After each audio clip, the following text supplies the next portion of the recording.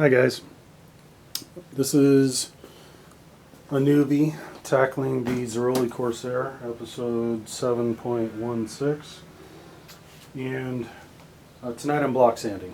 So I've been applying primer and filling pinholes for the last week or week and a half, and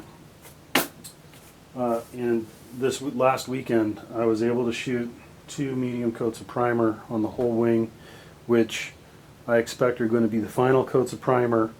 And once I sand those down, get them all smooth, then I'll be able to apply the panel line tapes and start the detailing process.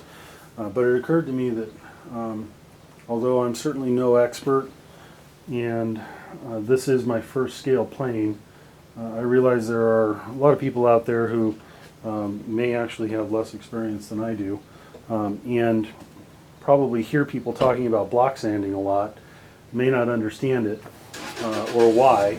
And I see, I know a lot of new guys. They'll use their hands and for sanding. They'll use individual pieces of paper. Maybe they have like little blocks like this that they sand with. But when you're talking about larger surfaces, the best way to get a nice even surface over the whole thing, something where you run your hands across it, you don't have any waves or whoops. Best way to do that is with a block. And the blocks I use are the Dura blocks. I buy them from my local auto body paint store. And can we read that? There we go. So these are some kind of hard rubber. They do have a little bit of give to them, not a lot, but not enough that when you use it on a long straight surface like this surface right here, you get a pretty even application of pressure, and that's that's basically what you want. And so I thought I'd go through that a little bit. When this particular paper, this is 220, it's a 3M. I get it in, I don't know, 150-foot rolls. And when I sand this, what I'll do is I'll move from the leading edge along the long axis of the wing and moving aft at the same time. So I'm going around this curvature at the same time as I'm going along the length of the wing. And I don't press down on it, don't apply pressure. You may have seen airplanes out there in the past that you can see these low spots where the ribs are. They call that the starved horse look, because it looks like ribs. And it's from people, if you apply a lot of pressure, that sheeting in between the ribs will give more so than the sheeting that's on top of the ribs.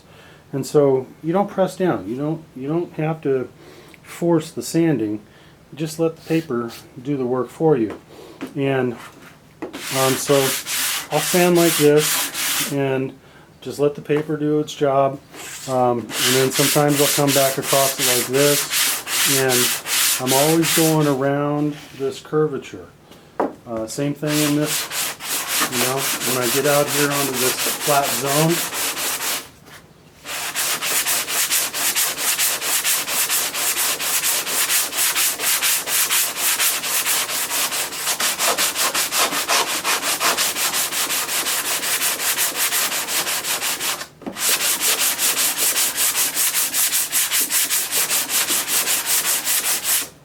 I know, exciting stuff, right? So I wanted to show you one of the reasons for this is I actually have a little low spot here, and it shows up really quick with block sanding. So right here you can see the reflective quality right here and right here. and it's kind of dull here.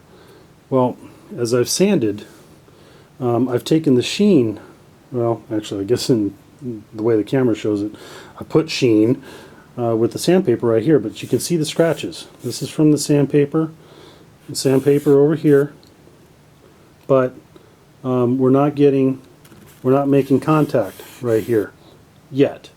As I continue to sand, I'll be taking the primer down very slowly, and hopefully, as I continue to sand, this area here will get smaller and smaller and will eventually go away, leaving a perfectly uniform, flat, unwavy surface there.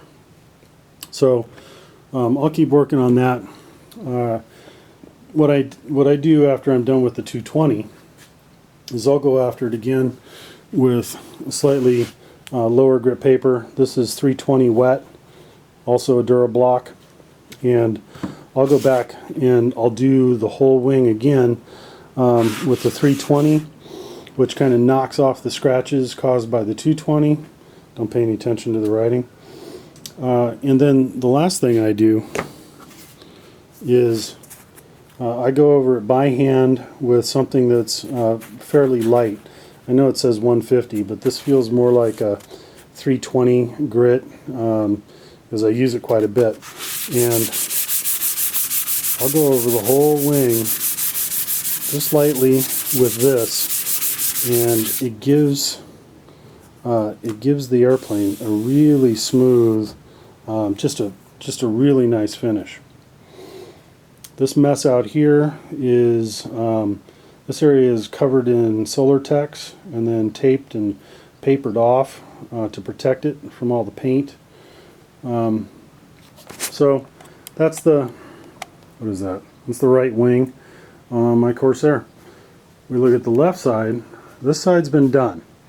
I am done playing with this wing.